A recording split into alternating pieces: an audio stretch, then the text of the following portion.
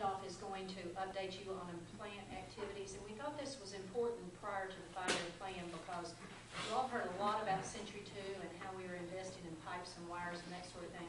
But we want you to know that we're continuing our investment in maintaining the Martin B. Whitaker water plant. So we thought today would be a good opportunity for us to reinforce that in your minds prior to next month's meeting on 5-year plan.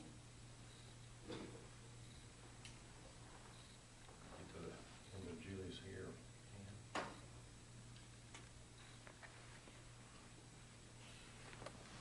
As you're aware, the MBW water treatment plant is our only plant we have to supply water to the Knoxville area. And it was constructed in 1927, and the picture there on the left represents that. And I got the two different pictures there to really show you the operations that were in 27 were all held within that single structure. But as you go out there today and look at the facilities over a 30-acre parcel, there's the structure in the background, but the processes are now quite spread out over that property. So, as Ms. Roach said, the Century 2 discussion has been going on for several years now. We're trying to increase our replacement process over the distribution system, but contrary to that, the plant process has been ongoing really since 1927. You'll see the stack there.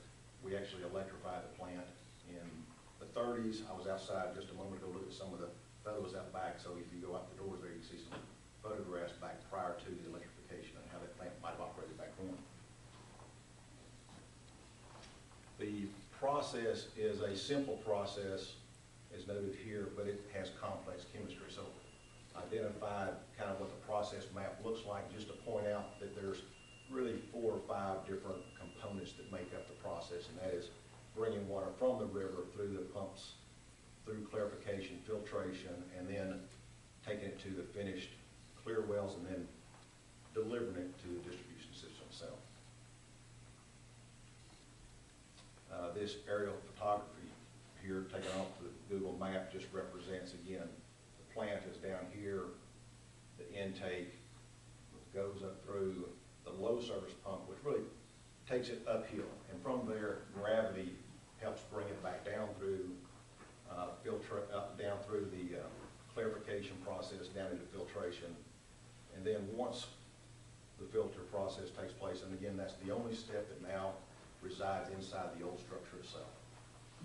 And then it's delivered up to our clear wells there at number 6, and then the high service pumps which take it on out into the system. I put another feature on here, number 8 up there. That is the electric substation. And you heard Gabe Bowles talk last month about the electric substation over at the UT hospital and how that provided service there. Well, this substation is really committed to providing service for us at the water plant itself. And there's built-in redundancy in there with duplicate capacity on the transformers themselves, and the power that is provided to the substation can come by either direction through our 69 kV electric system. So good power supply there. We've done some work in the last couple of years to ensure that is available for us. So what has taken place over the last several years? You know, we've been doing this maintenance work, as I said. We've been maintaining the system, we've been adding to the system, but we spent about $22 million over the last 10 years. And the drivers for those improvements are, number one, it's all about water quality. In the 85 years that the plant has been in service, we've always met water quality standards. Security's on there. If you go back, probably, I was thinking back, reflecting back in the 30s, probably not a lot of concern about security in the 30s, but since 9/11, of course, there's been a greater amount of concern about security. EPA required us to do a vulnerability assessment at that time. We've done that, and we've made some adjustments both in physical security, process security, with our SCADA system, et cetera. So a lot of area to improve there. So that's always in our mind when we look at what drives improvements in our plant. Reliability and redundancy. That has to do, if you'll notice there in the photo, you'll see a picture there of the plant clear wells. That helps us with some reliability stored water on the plant, which allows us some greater flexibility and redundancy. Also, some of our processes, early on when the plant was first built, like I said, it was only an 8 million gallon a day plant with a 15 million gallon peak capacity. Today, our average flow rate is 34 million gallons, but we have capacity at 60 million gallons a day. So flexibility and redundancy is built into all of our plant improvement programs. I've identified a few of these. Just if you go out there on the tour, I think we've got a tour set up next month for all of you to come out, and we can point out a few of the projects we've done recently. And one of those is in 2002, we had some improvements to our disinfection process, which included a new structure and some controls there. In 2004, and then again in 2011. In 2004, we added the high service pumps, which, like I said, this is when the finished water makes its way up to the top of the hill. This facility right here would push that water out into the distribution system. At that time, we built one of these 4 million gallon clear wells. That was in 2004, and we later came back in 2011 and built the other clear well. So we've got on site now in excess of 8 million gallons of finished water. Again, that helps us with meeting system demands, but it also allows us now to take more of our plant down for longer periods of time to make sure we can do the appropriate maintenance and also make the new adjustments and add new features to the process. Down in the plant itself, the old structure, we do have our filtration process. There's actually 10 of those filters down there. This is one of the outside units. If you go down there today, you'll see they're covered. But at the time we did rehab, we spent $4.5 million in 2008 to make sure those are well maintained and meet our performance expectations as well. Most recently, I talked about a little bit about security and how 9/11 had an effect on that. I think if you reflect back over the last couple of years, the flood in Nashville had an effect on our plant, because we went back and reviewed our facilities, and an outcome of that was this project we just completed this January, which was our flood mitigation project. So we looked at our elevations over there. We looked at what flooding we might anticipate. What was determined was that we would make some improvements here, about $400,000 worth of improvements out there. And this protects our plant against what would be a 20-foot rise in the normal summer pool of Fort Loudon Lake. And that's about 25 feet, because the winter pool is about 5 feet below that. So that's a significant rain event. That would be in excess of a 500-year rain event on the lake itself, that these barriers would now protect us. Has it ever flooded since 1927? I am not aware of any flooding that we've had since 27. Some of these are just simply raising the control box a few feet. You'll see that this is the front door of the plant. These are removable panels, so they would be put into place. They're shown here, but they're not shown here. This is around some of the electrical equipment that's outside the field. We have the panels there because to operate those we need access. So that's why those panels would, they're not in place today. This doorway is lower in the building structure, so we've got a watertight sealed door there completely that we would shut off. There's a few other things. There was some holes, I guess, that you would say we created over the years in the foundation to allow pipe and conduit to exit. So we've sealed those up nice and watertight. So a good project, and certainly addresses concerns that we may have had in light of what happened in the Nashville area. Going forward in the current 5-year plan, we have approximately $20 million worth of improvements in there as well. Addressing some key components again of the process, one being the low service pumps, where we pull water from the river. We're looking at some enhancements to the clarifiers in that process at the top of the hill. Those are mechanical devices that pull the impurities off of the process. process, so we'll be improving those and replacing some components there. We're looking at addressing some potential regulatory changes associated with disinfection chemicals. Those regulations are not currently in place, but there's been discussion about changing those regulations, and if they do come about, we need to be prepared to respond to that change. And also, we talked about electric liability, but we also have something in the plan today, in the five-year plan for improving that reliability. For those that have come out to Hawaii, you would, if you'll remember, we installed some diesel generators out there. It's probably been about 3 years now. And that's what we're talking about here. We're talking about going in and placing a building, a structure, generation capacity at MVW to improve that reliability again. Although this is in the plan, I do have a couple of slides because the low service pump itself is actually a project that's underway today. This is the plan itself, and we've kind of artificially shown where that new structure will be. We'll call that an artist rendition there. Thanks Kelly Lane for doing that for us. But if you do go out there today and you get on, if you get on top of these building and look down, you'll see a hole starting to form, and that is where the new low service pumps will be installed. Currently, those pumps are in the basement of the back of the plant itself, back over here. We are increasing the capacity of those pumps, and we're also raising the controlling components of those to be above those flood plain numbers we were talking about just a minute ago. The pumps today are down in a hole, and they are susceptible to flooding. So again, this will be a good improvement for us.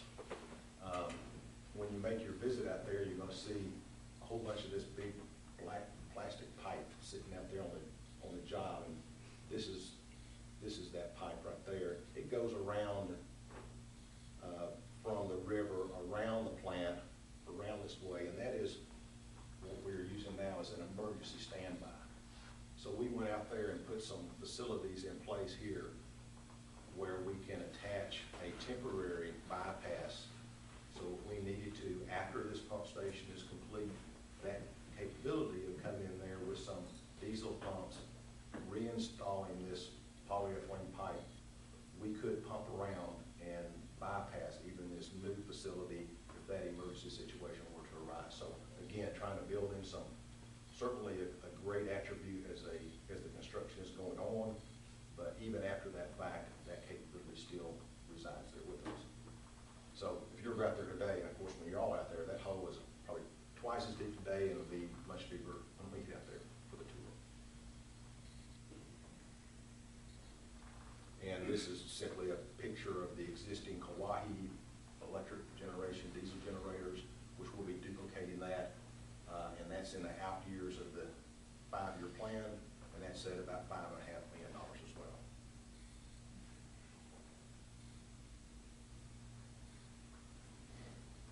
Well, beyond the 5 years, we always have a discussion and a master plan considerations out there beyond that. So I've listed some items that we have in discussions today about where do we go beyond what we've already identified we need to accomplish in the 5-year plan. We will continue to look at improvements at the water plant, and we talk about that somewhat as called hardening the facility.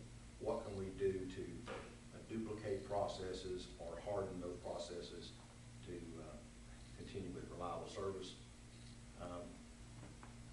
Expanding utility interconnections. Currently today, we have a few, and I'll call them small interconnects because the volume of water, when we talk about a 34 million gallon a day normal use for our customers, these interconnects supply much less than 1 million gallons a day opportunity. So the interconnects today are not going to replace what our plant does for us. They're good interconnects. We've been working cooperatively with the utility districts now for several years, talking about other opportunities we might have to expand upon those interconnects and how we might help each other out. And I think that certainly some of the more recent drafts we had in years past has helped facilitate those conversations, but those are going well. If we were to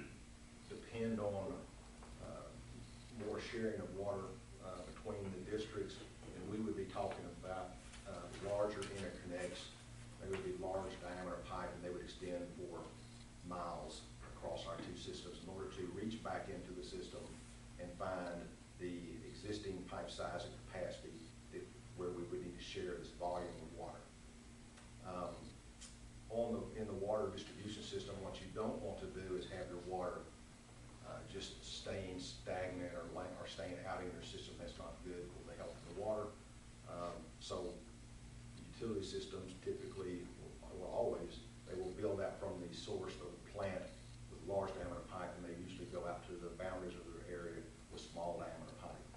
So you want to make sure your water is moving through your system all the time. So that is a consideration anytime you talk about adding these interconnects. So we need to consider how we move the water between ourselves and the other district areas. Providing additional transmission lines. As I mentioned, when we come out of the plant, we've got very large pipe. Those are transmission pipes.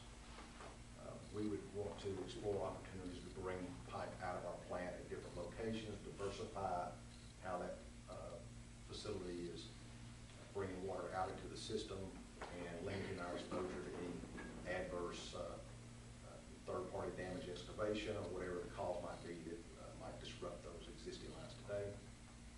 We are always looking at storage. Like I mentioned, we added some storage at the plant that helped us with our plant operations, so we would be exploring any kind of storage opportunities that are out there. And lastly, there's been some more recent discussions about, well, is there an opportunity for a second treatment facility, another plant itself? And if so, what would that plant be? Would it be a complete duplication in capacity of what we've got, or something much less? Certainly, as we may address these other considerations over time, it helps define what this might or might not be in the future. So I guess the message today is we've got a very good water plant. It's providing great service. It's been on a program that addresses the continued operation of that plant, meeting all the regulations. It's certainly the next 5-year plan has in place some programs to maintain that progress, and we're looking to the future for any opportunities to, one, keep the existing plant in shape, operating well, and what opportunities might we see for a second plant in years to come. I have one question. Yes, On the storage, it's what, 4 million? there's gallons? actually 8 million gallons, there's 4 million per tank, and if you think about the filters themselves, they're in the plant, there's about 1 million gallons of storage there as well. So you actually talked about stagnant water. So when that goes into the storage, how long before it all goes out and actually goes to the Within a few days, the plant water makes it to the customer. Okay. So So we is there a don't time have, limit that water can sit? well, one of the last processes about disinfection going out is a dosage of chlorine. So, the water is treated, it makes its way out into the system, and we have a monitoring program that monitors the system itself. Okay. And that is going on a daily basis. So we're looking for the residual readings out there in the disinfection, and we're making sure those are. And we also have it as part of our tank management program. The other tanks that are out in the district system, we monitor those as well. So there's turnover in the tanks, and we turn these tanks over. Typically, we try to do that every evening anyway. So we don't pump the same capacity every hour, every day. So we pump as the demand is needed.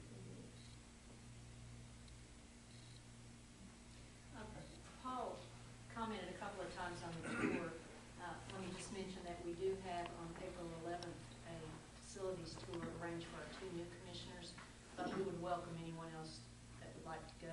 It's a repeat for many of you, but you're welcome to attend if you'd like. Paul, how common would it be for a system our size to only have one plant versus an alternative? That's probably not the majority of the case, but it's certainly not it's not surprising if that's the case. Which is not the majority, that we Do only we have have one? I would say that systems our size may have 2 plants, but it's not uncommon to have 1 plant. The way our system was developed over time since the 20s, the way the growth was, and of course, the way the districts developed around us, is why we ended up where we are today. And out of our 30 acres, do we still have considerable growth room on this site? And I'm glad you mentioned that, because I meant to make a point of this property over here to our immediate west now is KU property. And there's about 20 acres in this upper portion over here, which is very suitable for expansion.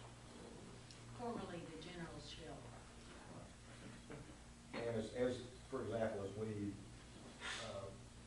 added clarification up here, it would be easy to do, take that process and duplicate it over here.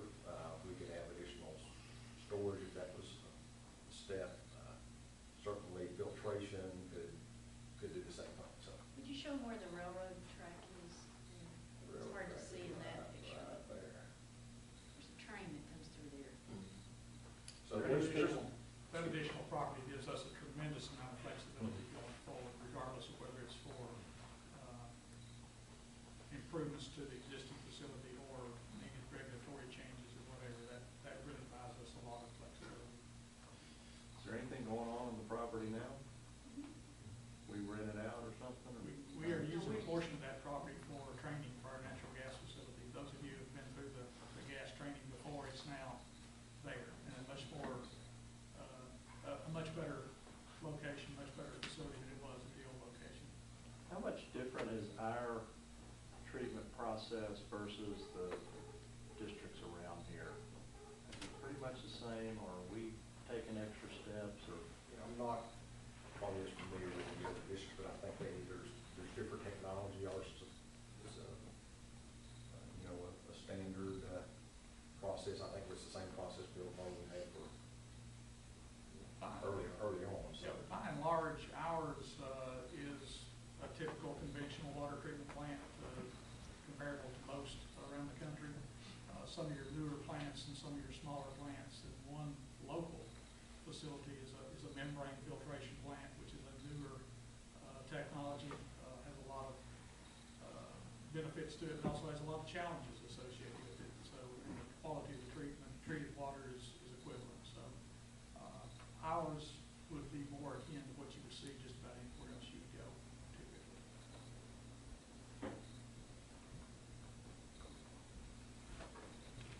Anything else? Yeah. That's it for everything.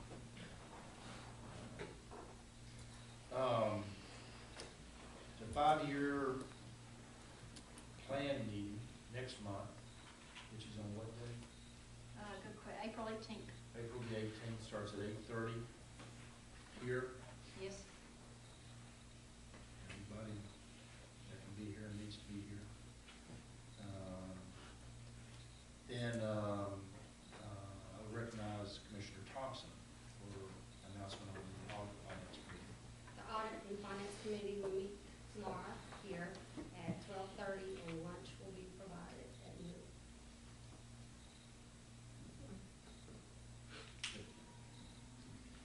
All right, is there any other business from the commissioners? Anybody signed up to speak? Okay, if not, we're adjourned, and we will meet in the lunch session, which is also open to the public. This portion of the meeting is adjourned.